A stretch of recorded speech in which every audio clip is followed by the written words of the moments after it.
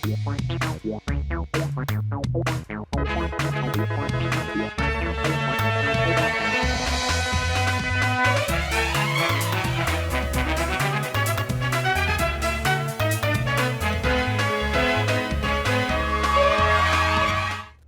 आप देख रहे हैं राष्ट्रीय समाचार और मैं हूं आपके साथ प्रिया पांडे। पहले एक नजर हेडलाइंस पर।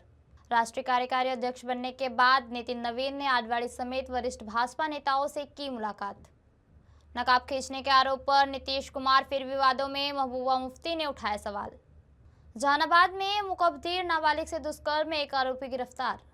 बोकारो अपहरण हत्याकांड में दोस्त ही निकला साजिशकर्ता, 6 आरोपी गिरफ्तार। जमशेदपुर में महिला चौकीदार की चाकू से हत्या की आशंका, पुलिस जांच में जुटी। भारतीय जनता पार्टी के राष्ट्रीय कार्यकारी अध्यक्ष का दायित्व संभालने के बाद माननीय नितिन नवीन ने नई दिल्ली में देश के वरिष्ठ और सम्मानित नेताओं से शिष्टाचार की भेंट की।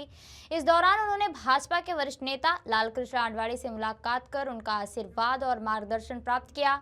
नितिन नवीन ने केंद्रीय गृह एवं सहकारिता मंत्री अमित शाह, रक्षा मंत्री राजनाथ सिंह, केंद्रीय सड़क परिवहन एवं राष्ट्रीय राजमार्ग मंत्री नितिन गडकरी एवं पूर्व केंद्रीय मंत्री मुरली मनोहर जोशी से भी भेंट की। भेंट के दौरान संगठनात्मक मजबूती, राष्ट्र निर्माण, सुशासन, विकास और जन सेवा से जुड़े मुद्दों पर सकारात्मक और प्रेरणादायी चर्चा हुई।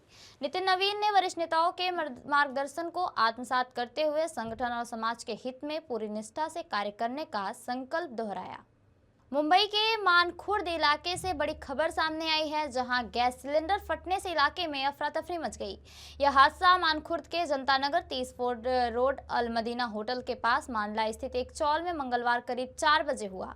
सिलेंडर ब्लास्ट की सूचना शाम 6:50 पर मुंबई फायर ब्रिगेड को दी गई। धमाके में कमरे की छत का एक हिस्सा क्षतिग्रस्त हो गया।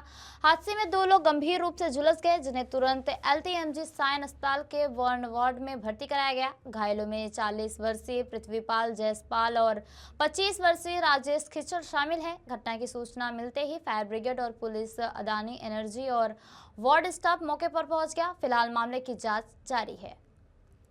सूरत के अल्थान इलाके से इस वक्त की एक बड़ी और भयानक घटना सामने आ रही है। शिव रेसिडेंसी की पार्किंग की दीवार अचानक भरभरा कर गिर गई, जिससे पूरे इलाके में अफरा तफरी मच गई। दीवार गिरते ही तेज धमाके की आवाज से लोग दहशत में आ गए। स्थानीय रहवासियों का कहना है कि दीवार गिरते वक्त ऐसा लगा जैसे भूकंप आ गया हो। इस हादसे के बाद शिव रेसिडेंसी में रहने वाले करीब 400 फ्लैट मालिकों की सुरक्षा पर सवाल खड़े हो गए। डर के माहौल में कई परिवार अपने घर खाली कर सुरक्षित स्थानों पर शिफ्ट हो गए। रहवासियों का आरोप है कि पास में बन रही नई इमारत के निर्माण में लापरवाही के चलते यह हादसा हुआ। बताया जा रहा है कि पार्किंग की दीवार कई दिनों से धंस रही थी और इसकी शिकायतें भी की गई थी, लेकिन समय रहते कोई कार्रवाई नहीं हुई। घटना की सूचना मिलते ही दमकल विभाग और पुलिस की टीम मौके पर पहुंची। इस दौरान फिलहाल प्रशासन जांच की बात कर रहा है, लेकिन डरे हुए रहवासियों के मन में अब भी सिर्फ एक ही सवाल है, क्या उनकी जिंदगी अब सुरक्षित है? स्थानीय लोगों का साफ आरोप है कि इस पूरे हादसे के लिए विवान के बिल्डर, रघुवीर के बिल्डर और सूरत महानगर पालिका सीधे तौर पर जिम्मेदार है। बड़ा सवाल यह है कि अगर पहले की गई शिकायतों पर समय रहते कार्रवाई होती तो क्या यह हादसा टल सकता था?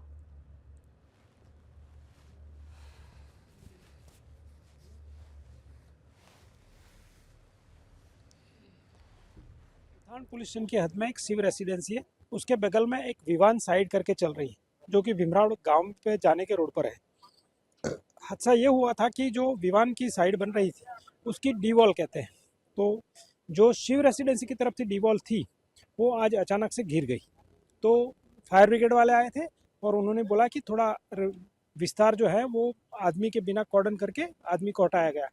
तो रेसिडेंस वालों को लगा कि शायद हो सकता है कि हमारा बिल्डिंग भी गिर जाएगा, तो वो ऐसी बात थी नहीं, लेकिन वो सिक्योरिटी के लिए जब तक बेसमेंट और माटी एक लेवल तक नहीं आ जाए तब तक केयरफुल रहने के लिए और तकेदारी के भाग पे उन्होंने बोला था।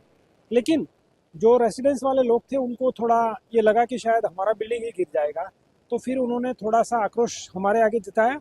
जगह पे भी आए थे और हमने उनको समझाया और इमीडिएटली हमें काम शुरू करना था, जो एसएमसी को काम करने नहीं दे रहे थे, तो हमने उसको समझा बुझा के साइड में लिए और काम चालू करवाया और अभी काम चालू है। फिलहाल की क्या परिस्थिति है?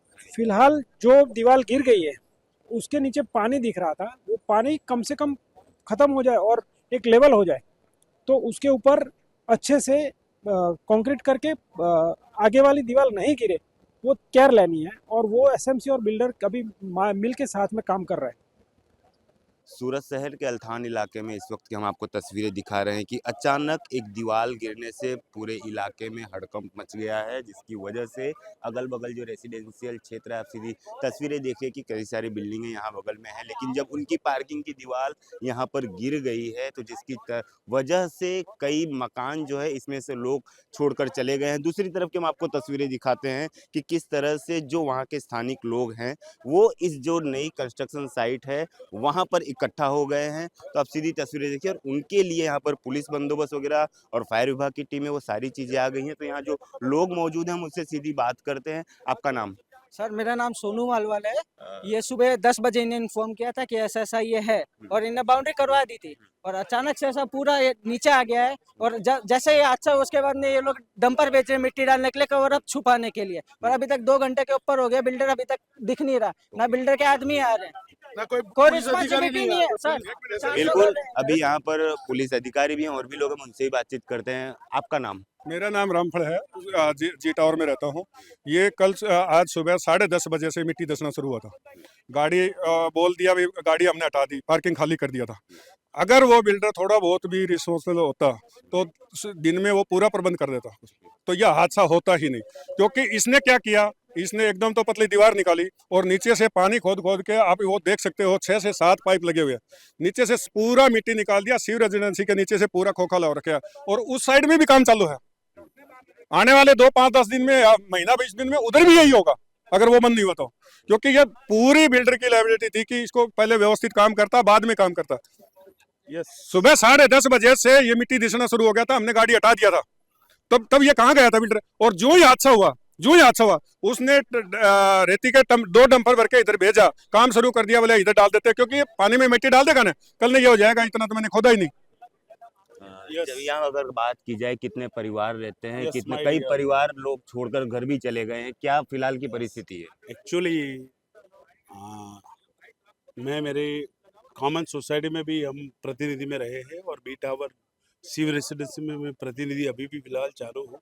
और रही बात दूसरी, तो हमारे ऑटो टावर में आज 400 परिवार यहाँ उपस्थित है, और 400 परिवार की उपस्थिति में आज रात को करीबन 11:30 बजे के आजू बाजू में, जैसे हमारा 2001 में जो भूकंप आया था, वो जो शायद 7.5 का रिक्टर स्केल था, एंड करीबन आज 8.5 का रिक्टर स्केल की भूकंप की दुर्घटना जैसे हो जाए, ऐसा मैंने खुद खाते खाते देखा। सो हम लोग यहाँ पे भागम भाग हुई, हमारी भगदड़ हुई पूरी सोसाइटी में, और 400 परिवार के लोग नीचे उपस्थित हुए। आज आप देख सकते हो हमारे पीछे भी यहाँ पे 400 करीबन लोग यहाँ उपस्थित है, और यहाँ हमारा पूरा यहाँ पे ऑटो टावर का परिवार आज नीचे रात को, आज अभी मैं बात कर रहा हूँ, रात को 1 बजे 1 मिनट पे यहाँ पूरा परिवार उपस्थित है।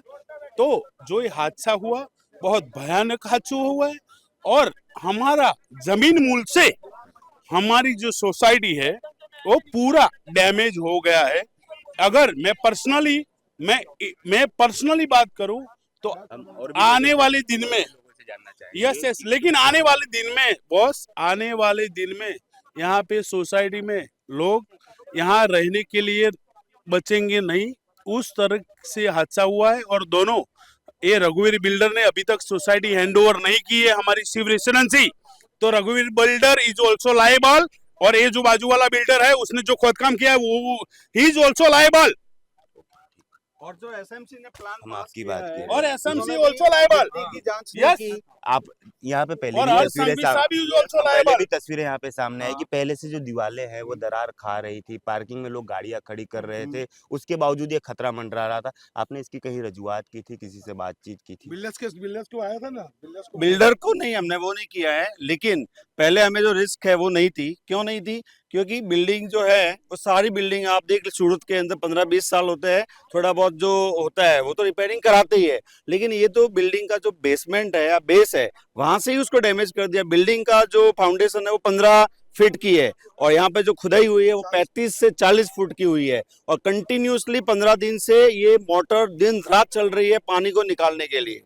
तो जो यहाँ का इंजीनियर है उसको इस डैमेज का पता नहीं चलेगा, या फिर जो एसएमसी ने प्लान पास किया है तो उन्होंने भी ये चीज देखा नहीं कि बाजू में बिल्डिंग है, सॉइल को टेस्ट किया होगा, सॉइल की स्ट्रेंथ कितनी है, डेंसिटी कितनी है, सॉइल कितनी लूज है। अभी ये सॉइल इस तरीके की है कि धीरे धीरे खिसक रही है, तो इन्होंने खोदने से पहले इन्होंने इस चीज को क्यों नहीं देखा कि ये फैमिलीज कहाँ जाएगी। और रही बाजू में सारी चीजों की जवाबदारी, अगर जवाबदेही की बात की जाए, किसकी मानते तीन हैं? लोगों की, एक मिनट, तीन लोगों की। सबसे पहले ये बिल्डर, सबसे पहला, सेकंड नंबर रघुवीर बिल्डर की वैसे ये गलती नहीं है, सोसाइटी हैंडओवर नहीं की है, वो चीज हो सकता है। और थर्ड जो गलती है वो जो एसएमसी ने जो प्लान पास किया है, जिस इंजीनियर ने इसको प्लान पास किया है, उनसे मुझे हमको रिपोर्ट चाहिए। हम तो आरटीआई करके भी रिपोर्ट निकलवाएंगे कि किसने दी है। दूसरी अल्तान पुलिस यहाँ पे मौजूद है। हमारी सोसाइटी 400 परिवार और करीबन 1500 लोग यहाँ पे ग्राउंड पे उपस्थित है, लेकिन हमारी सोसाइटी के जो रईस है वो एकदम सम्मानजनक फैमिली से आ रहे हैं। यहाँ पे कोई ऐसी दुर्घटना नहीं होगा, ऐसा मैं खातरी अल्तान पुलिस और सूरत पुलिस को दे रहा हूँ हमारी सोसाइटी की तरफ से कि ऐसा कोई मामला नहीं होगा कि हमारी सोसाइटी का कल नाम खराब हो। लेकिन ये बिल्डर बाजू वाला, हमारा जो बिल्डर जो सोसाइटी हैंड ओवर नहीं किया, रघुवीर बिल्डर, और जो हमारे बाजू में एक दूसरी सोसाइटी बन रही है वहां पे भी खोदकाम इतना ही सेम तरीके से 100 फीट, मतलब मेरी सोसाइटी का जो टावर है उसके करीबन 25 मीटर के दूर नीचे 100 मीटर नीचे खुदाई करना ये कितना उचित है, शायद एसएमसी के इंजीनियर ही समझ पाएंगे या फिर इंडिया के सबसे बड़े जो इंजीनियर है वही समझ पाएंगे कि ये कंस्ट्रक्शन किस प्रकार का है। तो बिल्कुल, यहाँ पे आप लोग को देख ही सकते हो कि किस तरह से उनके अंदर एक आक्रोश है, क्योंकि जब 400 परिवार एक साथ में यहाँ रह रहा हो, शाम को खाना खा रहा हो, अचानक जब ऐसा हादसा होता है, ऐसी कई बार दुर्घटनाएं सामने आ चुकी हैं कि इंसान समझ भी नहीं पाता और दुर्घटना घट जाती है। और जब आज ये दीवार गिर चुकी है, तो जिसकी वजह से यहाँ के लोग एक आक्रोश में देखने को मिल रहे हैं। और उनका सीधा आरोप है एक रघुवीर बिल्डर्स और जो बगल में विवाना करके जो सोसाइटी बन रही थी उनके बिल्डर्स, और एक एसएमसी के ऊपर इनका सीधा आक्षेप है कि कैसे इस बिल्डिंग को बनाने की परमिशन दे दी गई, क्या सोइल टेस्ट किया। और यहाँ जो लोग थे वो उपस्थित, वो कह रहे थे कि जब 7.5 तीव्रता का जो भूकंप आया था उससे भी भयानक यहाँ की जो बिल्डिंग है वो पूरी कांप गई थी। तो आने वाले समय में प्रशासन क्या कुछ निर्णय करता है, इन सारी चीजों को लेकर राष्ट्रीय समाचार नजर बनाए रखिए। कैमरामैन अक्षय वाडेर के साथ मैं अमित राजपूत, राष्ट्रीय समाचार।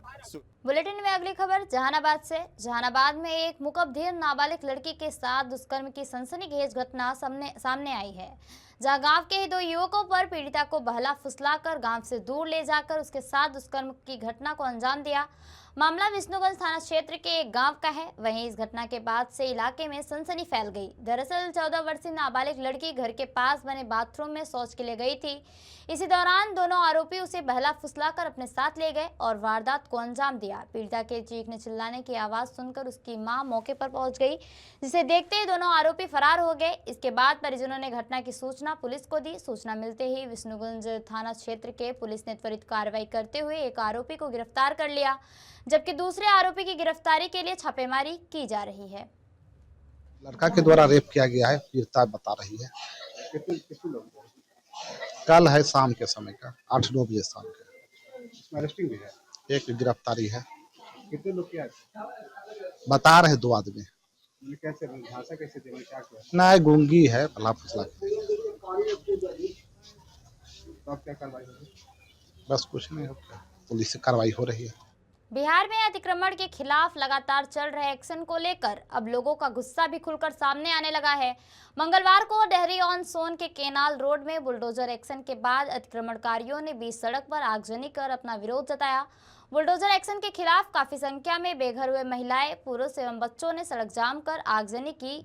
सभी प्रदर्शनकारी स्थानीय विधायक सोनू सिंह के खिलाफ नारेबाजी कर रहे थे और उन्होंने इस दौरान करीब 2 से 3 घंटे तक सड़क को बाधित रखा। विरोध प्रदर्शन के कारण डेहरी ऑन सोन का कैनाल रोड पूरी तरह जाम हो गया, जिससे वाहन चालकों के साथ साथ राहगीरों को भी भारी परेशानी उठानी पड़ी। हालांकि सूचना पर पहुंची पुलिस प्रशासन की टीम ने काफी मशक्कत के बाद सभी प्रदर्शनकारियों को सड़क से हटाया। इसके बाद यातायात सामान्य हुआ।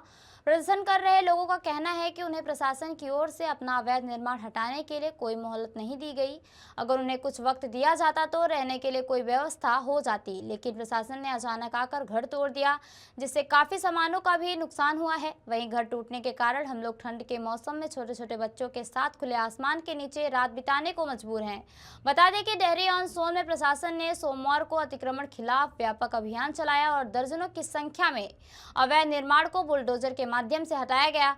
अभियान के दौरान सड़कों के किनारे बनाए गए अस्थायी ढांचे, गुमटी, चबूतरे आदि को तोड़ दिया गया, जिसको लेकर आज लोगों ने अपने गुस्से का इजहार किया है। सुपौल जिला स्वास्थ्य समिति में आउटसोर्सिंग के माध्यम से कराए गए साफ सफाई कार्य में करोड़ों रुपए की गंभीर वित्तीय अनियमितता सामने आई है। इस गड़बड़ी का खुलासा स्वास्थ्य विभाग बिहार द्वारा कराई गई लेख परीक्षा में हुआ। लेख परीक्षा रिपोर्ट के अनुसार निर्धारित सरकारी दरों की अनदेखी करते हुए करीब 5 करोड़ रुपए का अतिरिक्त भुगतान किया गया, जिससे सरकारी खजाने को भारी नुकसान पहुंचा। हालांकि यह रिपोर्ट अब तक दबाकर रखी गई थी, लेकिन जिले के सभी आरटीआई कार्यकर्ताओं द्वारा इसे सार्वजनिक किए जाने के बाद यह मामला चर्चा में आ गया है। लेख परीक्षा रिपोर्ट में स्पष्ट किया गया है कि साफ सफाई कार्य के लिए स्वास्थ्य विभाग द्वारा दरें पहले से निर्धारित थी, लेकिन निर्धारित दरों और वास्तविक भुगतान के बीच भारी अंतर पाया गया।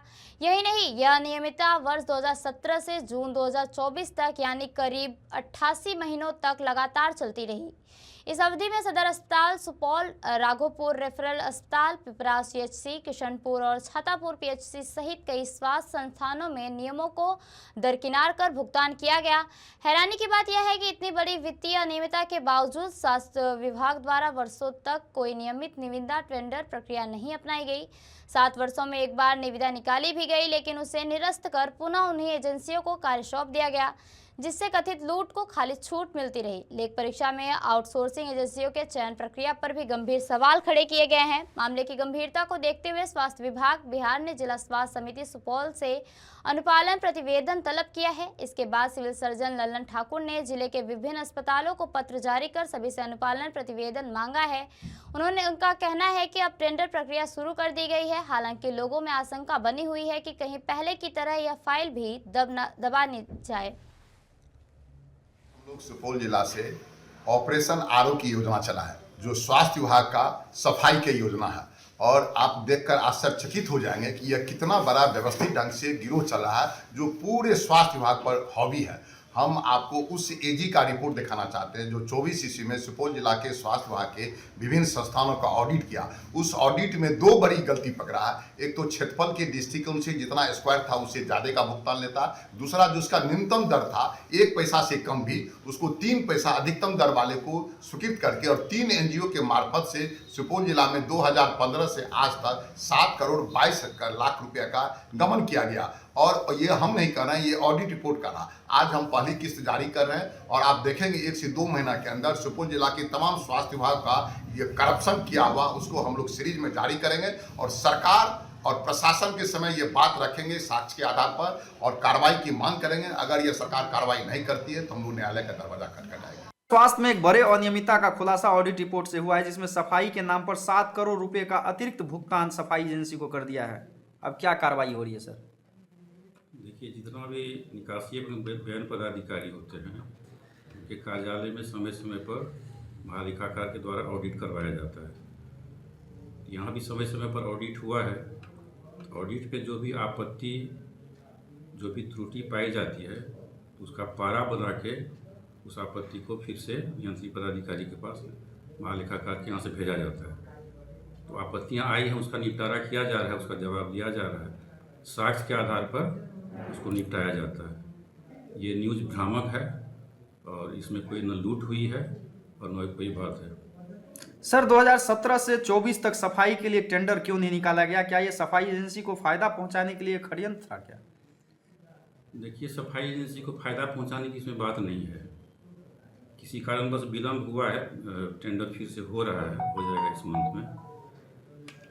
पूर्व के तरह उसी पैसे पर अगर कोई अभी भी काम कर रहा है तो इसमें सरकार को घाटा नहीं है, क्योंकि वर्तमान में जो टेंडर होगा उससे ज़्यादा ही रेट पर होगा। ये बात सभी जानते हैं, क्योंकि महंगाई बढ़ गई है। किसी कारणवश से नहीं हो सका है टेंडर, लेकिन वर्तमान में टेंडर की प्रक्रिया चल रही है और सप्ताह 10 दिन में टेंडर हो जाएगा। मुंबई और महाराष्ट्र की कुल 29 महानगर पालिकाओं के चुनाव घोषित होने के बाद सियासी सरगर्मियां तेज हो गई हैं। इस कड़ी में आज महाराष्ट्र के उप मुख्यमंत्री अजीत पवार की एनसीपी पार्टी के मुख्यालय में मुंबई महानगर पालिका चुनाव की रणनीति को लेकर एक अहम बैठक बुलाई गई। इस बैठक में Mumbai divisional NCP election management committee के नेता शामिल हुए, जिसकी अगुवाई कमेटी चेयरमैन और पूर्व मंत्री नवाब मलिक कर रहे हैं।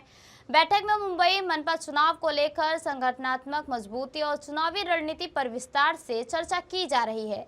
जानकारी के लिए बता दें कि मुंबई मनपा चुनाव को लेकर पहले ही मुंबई बीजेपी अध्यक्ष अमित साटम ने साफ तौर पर कहा है कि एनसीपी नेता नवाब मलिक के संबंध अंडरवर्ल्ड माफिया सरगना दाऊद इब्राहिम और उसकी बहन हसीना पारकर से रहे हैं और इसी वजह से नवाब मलिक के रहते एनसीपी के साथ किसी भी तरह के गठबंधन का सवाल ही नहीं उठता। बीजेपी के इस बयान के बाद अजीत पवार गुट की एनसीपी की ओर से भी कई बार अमित साटम को करारा जवाब दिया गया।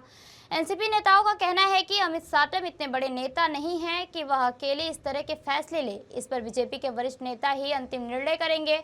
अब जब चुनाव बिल्कुल सिर पर है और नवाब मलिक खुद एनसीपी मुख्यालय में इलेक्शन मैनेजमेंट कमेटी की बैठक की अगुवाई कर रहे हैं, तो यह साफ संकेत मिल रहा है कि मुंबई मनपा चुनाव एनसीपी नवाब मलिक के मार्गदर्शन में ही लड़ेगी। ऐसे में सबसे बड़ा सवाल यह है कि इस पूरे घटनाक्रम पर अब बीजेपी का अगला रुख क्या होता है। बता दें, मुंबई की 227 सीटों में से 50 सीटों को लेकर नवाब मलिक ने अपना इस बैठक में चर्चा की।